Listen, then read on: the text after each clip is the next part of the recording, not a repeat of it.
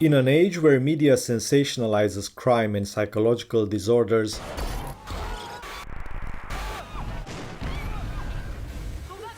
we've grown desensitized to the reality of psychopathy. When you hear the term psychopath, do images of Hannibal Lecter from The Silence of the Lambs or the Joker from Batman comes to mind? These cinematic portrayals can blur the line between fact and fiction, creating a distorted image of psychopathy. The truth is, psychopaths are not confined to the dark corners of Hollywood. They are among us, potentially within our families, workplaces, and social circles. Their danger lies not only in their actions, but also in their ability to blend seamlessly into society.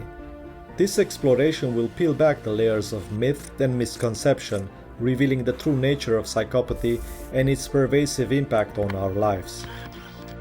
Psychopaths are social predators who fascinate, manipulate, and ruthlessly make their way through life, leaving behind broken hearts, destroyed hopes, and empty wallets. Completely devoid of conscience and sensitivity to the needs of others, they selfishly get what they want and do as they please, violating the rules of society without a shadow of remorse or guilt. These people, sometimes charming but always dangerous, have a clinical name: psychopaths. Their characteristic feature is unscrupulousness, and their occupation is the satisfaction of their own desires at the expense of others.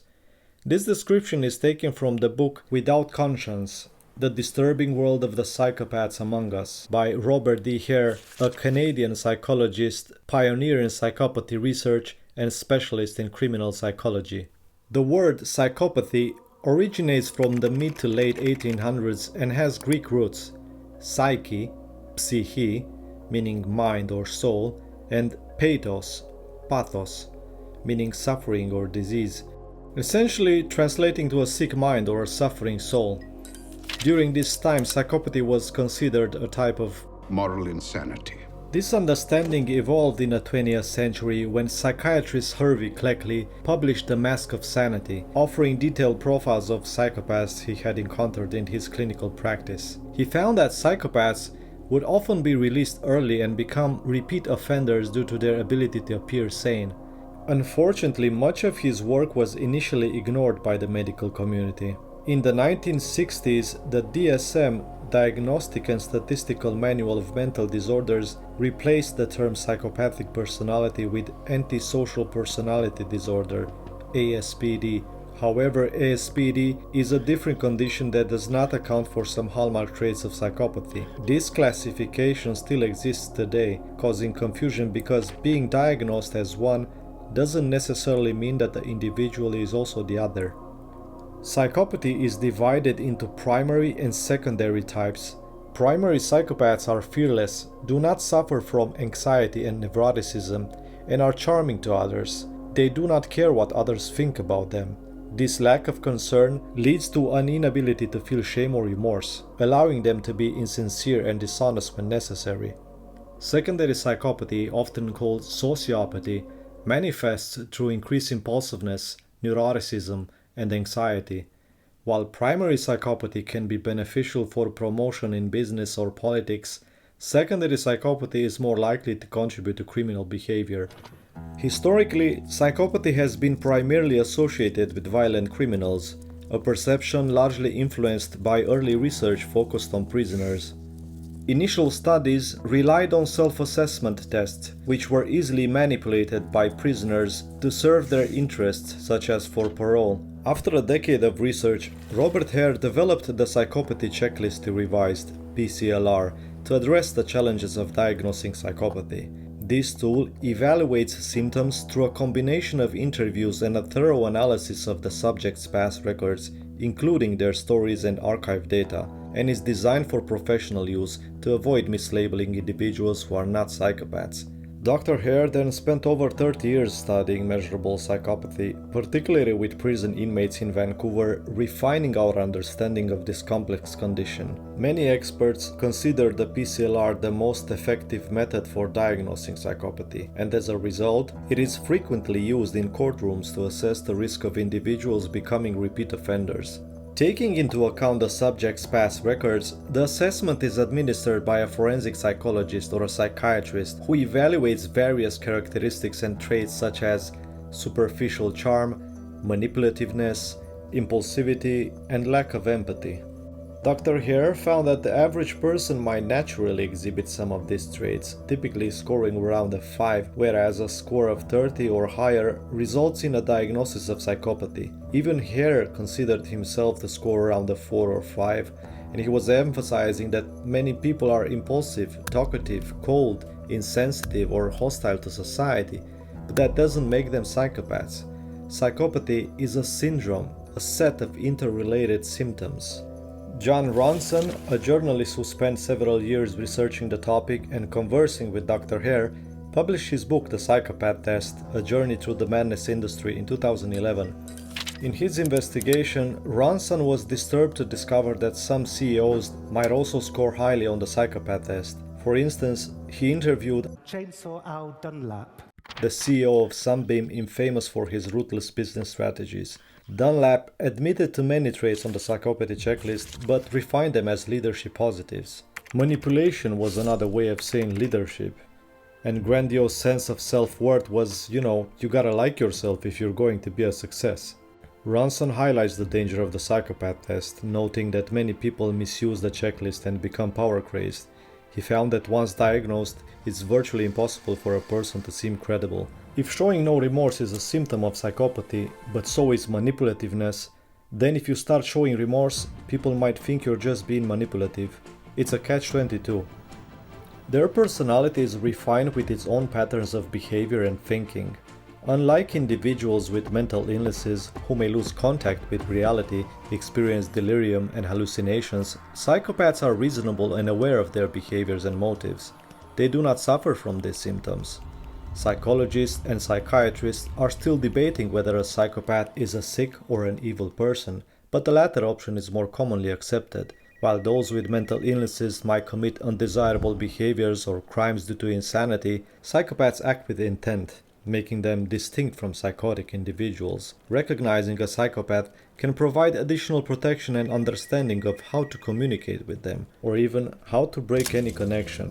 One of the main features of psychopaths is a huge talent for manipulation, and as a consequence of this talent, the ability to charm others, a skill that becomes even more potent when combined with physical attractiveness. Symmetrical faces are generally perceived as more attractive because they signal good genetic health and overall fitness, a perception rooted in our evolutionary biology.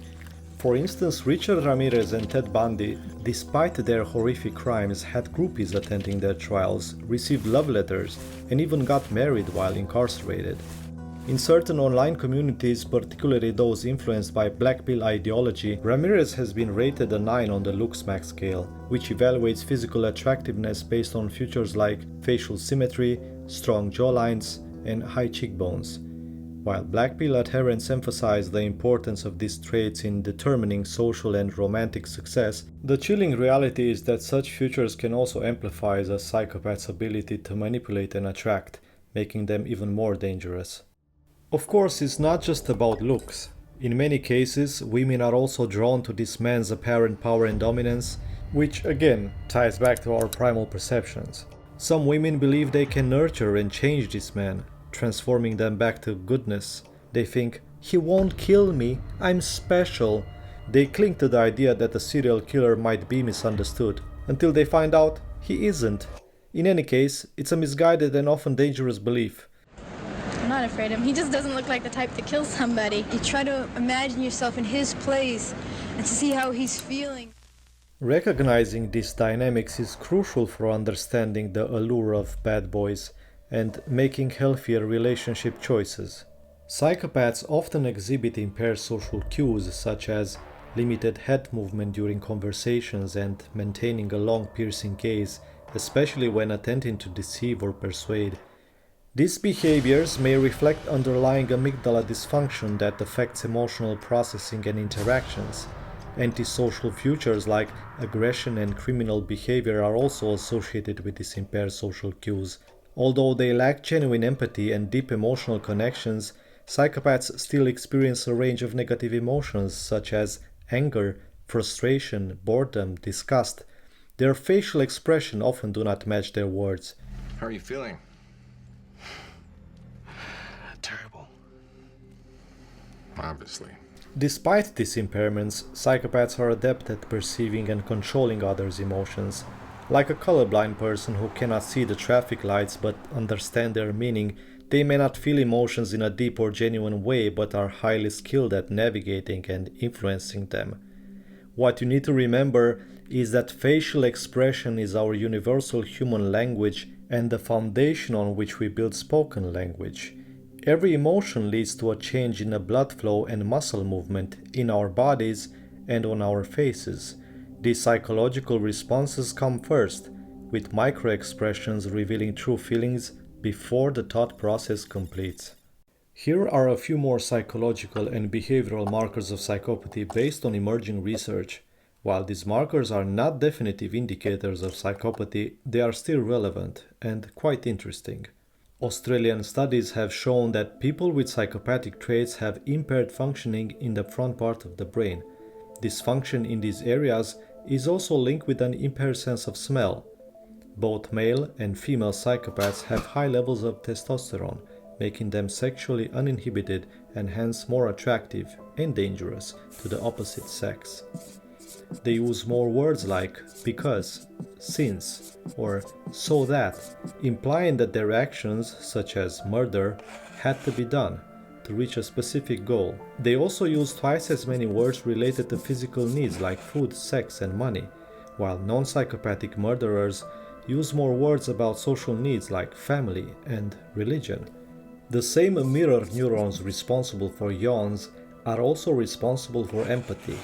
In psychopaths, they are poorly developed, so a psychopath can't be made to yawn. Psychopaths often pull their upper eyelids, reflecting a unique nonverbal cue in their interactions. Additionally, the author of the book The Diary of a Human Lie Detector, Annie Sarnblad, explains that psychopaths do not exhibit a gesture that typically signals kindness and concern, namely chin puckering, which is absent in their interactions. Another typical behavior which signals a lack of concern and empathy is the use of dismissive nonverbal cues. For example, in a recorded police interview, serial killer Paul Bernardo is seen looking at his fingernails or out the window while being questioned, unlike an innocent person who would likely be worried and engage in the conversations due to the allegations as they have nothing to hide. Statistics indicate that around 2% of the population may exhibit psychopathic traits, making the likelihood of encountering a psychopath relatively high. About 15 to 20% of the prison population is estimated to have psychopathy, which is often difficult to diagnose and treat, mainly because people with psychopathy tend not to seek out treatment. According to current scientific evidence, psychopathy has a higher prevalence among men, and the proportion of psychopaths increases with social status, significantly among managers and reaching up to 20% among politicians.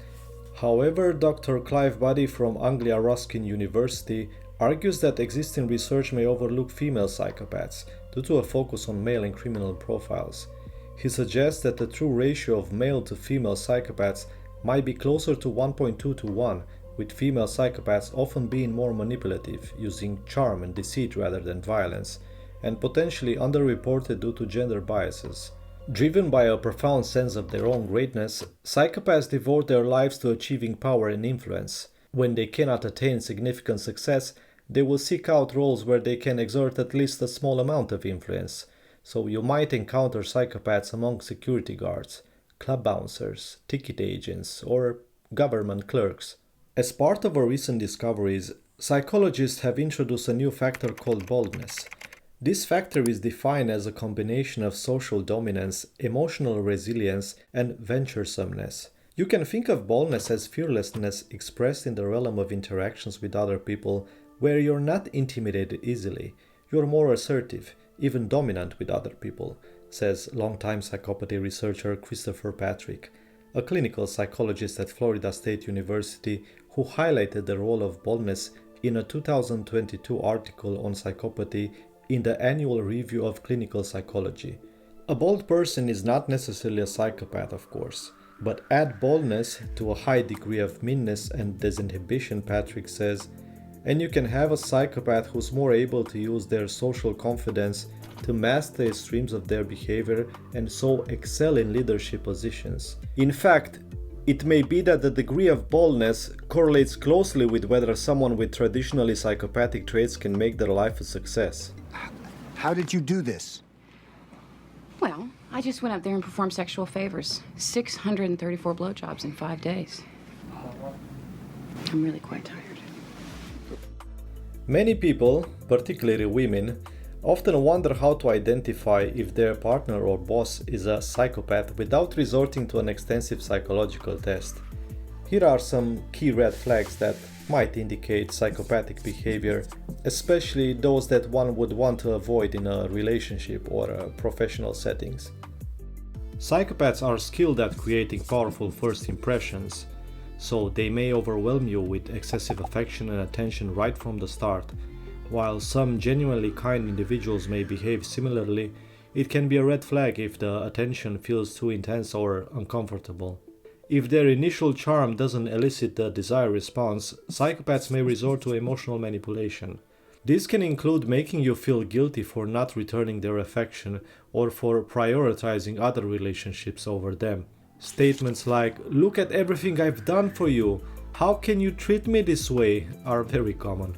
In professional environments, psychopaths might take credit for your work. They may ask you for your input or request you to create reports or presentations, only to present them as their own, without acknowledging your contribution. Psychopaths tend to treat people as chess pieces, manipulating them to serve their own needs without any genuine empathy. Their interactions are often calculated and self-serving. Another hallmark of psychopathic behavior is being exceptionally kind and charming to superiors while treating subordinates poorly. This authoritarian demeanor is a significant indicator. Psychopaths often belittle or bully others in public settings. This behavior can manifest as constant criticism, derogatory remarks, and overtly aggressive actions meant to undermine and demean you. So if you notice a combination of these behaviors in someone close to you, whether in personal or professional relationships, it's crucial to recognize these red flags. Awareness is the first step in protecting yourself from potential harm. And it's advisable to maintain a healthy skepticism, establish clear boundaries, and seek support from trusted friends, family, or professionals if needed. Both genetics and the environment play crucial roles in the development of psychopathy. Individuals predisposed to psychopathy exhibit structural and functional brain anomalies, specifically in the amygdala, prefrontal cortex, and insular cortex, leading to altered emotional reactions and impaired decision-making processes. The brains of psychopaths respond differently to rewards and punishments, making it challenging for an observer to understand their motivations. In addition to genetic factors, psychopathy can also be learned. For example, a cold-blooded surgeon who appears emotionless towards patients illustrates that the psyche can block emotions to protect the brain from overload. While this doesn't imply all surgeons are psychopaths, it shows how emotional detachment can be a protective measure. Most learned psychopaths have experienced traumatic upbringings. A child raised by a psychopathic parent or in a family where one parent dominates through psychopathy often suffers from emotional neglect. Dr. Gabor Mate, an expert on childhood trauma, explains that apart from physical needs, children have two fundamental psychological needs: receiving attachment from caregivers and maintaining authenticity, which Mate describes as staying connected to oneself, knowing what we feel and being able to act on it, essentially like following our gut feelings. When children face trauma or neglect, they may suppress their true feelings to preserve the attachment bond, leading to a disconnection from their emotions and bodies. This disconnection can foster a negative self-image, a defensive view on others, and emotional numbness mechanism that helps them to cope with the ongoing pain. While adults may detach temporarily in challenging situations, in children this coping strategy can have lasting effects on their ability to feel empathy and connect with others, with the impact depending significantly on the child's age when it occurs. When we look at the social dynamics of psychopathy, we can see how this effect plays out in their relationships. Friends of psychopaths can be divided into three types. First are those who give power. psychopaths are ready to communicate with them for a long time, and they may simply hold the status of acquaintances. Secondly, childhood friends who are not particularly needed but can be used to brag about achievements, because it's cool to look good against their background, and if they are empaths, they can only sympathize. Thirdly, the same psychopaths. It's unpleasant for a psychopath to watch other people's emotions. They irritate and distract the psychopath from their goals. If they can't get anything from a person, it's not clear why they should tolerate them. If it's a close person, for example a spouse, the psychopath will try to distance themselves by all means. It's much easier for psychopaths to communicate with people who don't show emotions similarly. Such friendships can last for years, especially if psychopaths can be useful to each other. Additionally, a psychopath will try to destroy any emotional connection between someone who loves them and others. Love should only belong to a psychopath. Power cannot be lost. At this point, some questions are worth exploring, like how should you handle a psychopath, or how can you protect yourself from them? Dr. Hare's book Psychopaths Among Us offers a brief survival guide that outlines ways to minimize the risks and addresses these questions. The first step is understanding their nature and recognize the traps they set, so know who you're dealing with. Psychopaths can track down your weaknesses and exploit them. If you crave flattery, the psychopath will provide it. If you're sensitive, they will evoke emotions by telling you complex, often fabricated stories about their childhood or other experiences. That's why it's important to know yourself. Because as we've already highlighted earlier, a charming smile, compliments, and a polished behavior can be deceptive. These should be alarming signals, and Dr. Hare advises, when you find yourself in the company of a person whose nonverbal signals or tricks have an overwhelming effect on you, close your eyes or look away and listen carefully to what you're told. Don't be fooled by the props. Interpersonal relationships are based on trust, which psychopaths take advantage of. They use flattery, affection, and fake interest as part of their routine. Be cautious of fantastic ideas and financial adventures. Dr. Hare highlights the importance of staying vigilant around people who seem amazingly charming or attractive, for reasons we've already discussed. Ask about details regarding their work, family, and background, and check if the answers are vague, evasive, or inconsistent. Don't be naive.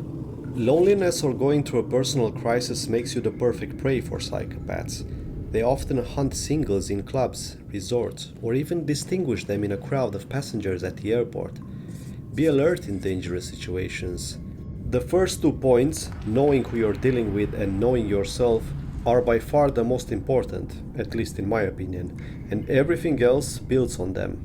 In a recent podcast featuring a leading researcher in psychology, Dr. Kevin Dutton, he discussed how many psychopathic traits can prove rather useful, and none of these traits is necessarily a problem in itself. Just think for a second about traits like ruthlessness, fearlessness, mental toughness, self-confidence, coolness under pressure, emotional detachment, charm, and charisma. They all sound pretty good, right? In fact, when dialed up to the right levels and applied in the right context, these traits can be incredibly useful. To illustrate this point, Dutton explained that these qualities can be thought of as knobs and sliders on a personality mixing desk, and by adjusting these traits up or down, we come to 2 important conclusions. 1. There is no universally correct setting for these traits, and their optimal levels depend on the specific circumstances you find yourself in. And the second conclusion is that certain professions demand that some of these personality traits be dialed up higher than average. This is what he called precision engineer psychopathy. Now let's take a look at a few examples of where this precision engineer psychopathy comes into play. Imagine you're a top surgeon, but you can't emotionally disengage from the person you're operating on. If you're too emotionally invested, it becomes nearly impossible to focus and make the necessary decisions under pressure.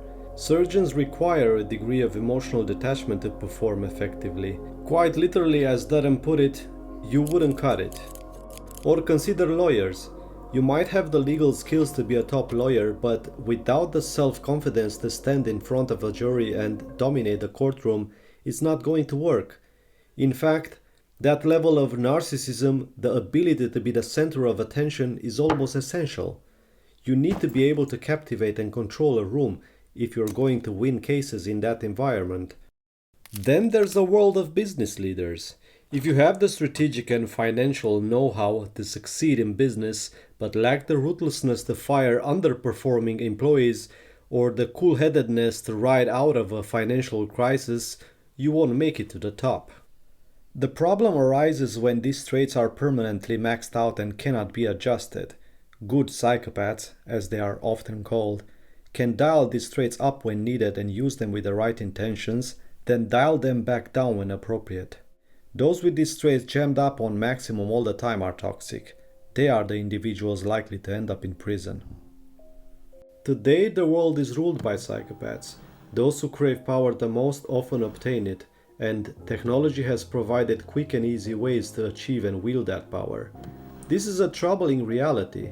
Most people are neither psychopaths nor super empaths, but they can be influenced and swayed towards psychopathic behavior. This can happen rapidly and across entire nations. We saw this in Nazi Germany, where a group of psychopaths captured the attention and support of a large population. Now this phenomenon is occurring on a global scale. And it's not because there is a single villain orchestrating it all, rather it's the structure of our society that facilitates this shift. François Guizot said, "As long as a person feels pain, he's alive. As long as a person feels someone else's pain, he is human. As a community, we must strive to retain our humanity and resist the allure of those who would lead us down a darker path."